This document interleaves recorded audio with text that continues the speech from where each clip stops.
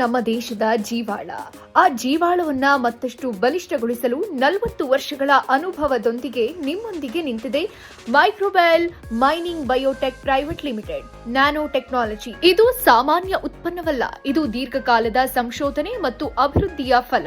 ಭಾರತ ಸರ್ಕಾರದ ನಿಯಮಾನುಸಾರ ಅಗತ್ಯ ಇರೋ ಎಲ್ಲ ರೆಗ್ಯುಲೇಟರಿ ಅಪ್ರೂವಲ್ಸ್ ಪಡೆದು ಸರ್ಕಾರಿ ಸಂಸ್ಥೆಗಳೊಂದಿಗೆ ಕೈಜೋಡಿಸಿ ಗುಣಮಟ್ಟದ ಭರವಸೆಯೊಂದಿಗೆ ತಯಾರಿಸಿದ ಯಶಸ್ವಿ ನ್ಯಾನೋ ತಂತ್ರಜ್ಞಾನ ಉತ್ಪನ್ನ ಸಾಯಿಲ್ ಪ್ಲಸ್ ಮೈಕ್ರೋಬೀಸ್ ಗೇರ್ 1 ನಿಂದ ಗೇರ್ 5 ಮಣ್ಣಿನ ಆರೋಗ್ಯವನ್ನ ಸುಧಾರಿಸಿ ಬೆಳೆಗಳ ಬೆಳವಣಿಗೆಯನ್ನ ಉತ್ತೇಜಿಸಿ ಉತ್ಪಾದನೆಯನ್ನ ಹೆಚ್ಚಿಸುವಲ್ಲಿ ರೈತರಿಗೆ ಅತ್ಯಂತ ಸಹಾಯಕ.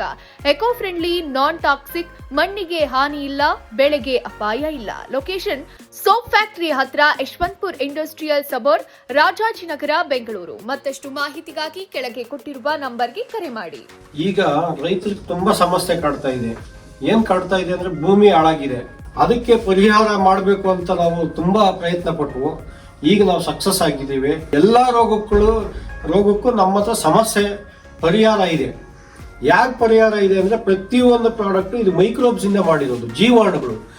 ಇದು ಲ್ಯಾಬ್ ಅಲ್ಲಿ ಡೆವಲಪ್ ಮಾಡಿ, ನ್ಯಾನೋ ಟೆಕ್ನಾಲಜಿಯಲ್ಲಿ ಮಾಡಿ, ಇದನ್ನ ಡೆವಲಪ್ ಮಾಡಿ ನಮ್ಮ ಸೈಂಟಿಸ್ಟ್ ಕೊಟ್ಟಿದ್ದಾರೆ. ತುಂಬಾ ಚೆನ್ನಾಗಿದೆ.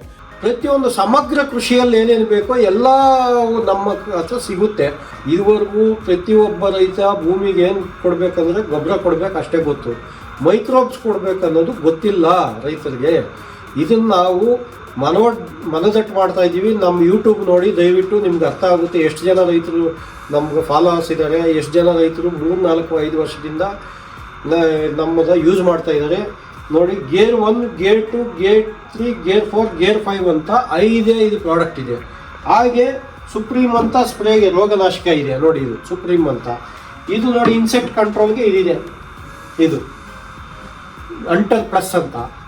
ಹಾಗೆ ನೋಡಿ ರಿಚೀಲ್ಡ್ ಅಂತ, ಇದು ವ್ಯಾಬ್ ಬೇಸ್ಡ್, ಮೈಕ್ರೋರೈಸಾ ಬೇಸ್ಡ್. ಇದು ಯೂಮಿಕ್ಕು ಮೈಕ್ರೋರೈಸಾ ಎಲ್ಲ ಇದರಲ್ಲಿ ಮಾಡಿ ಲಿಕ್ವಿಡ್ ಮೈಕ್ರೋರೈಸಾ ಕೊಟ್ಟಿದ್ದೀವಿ.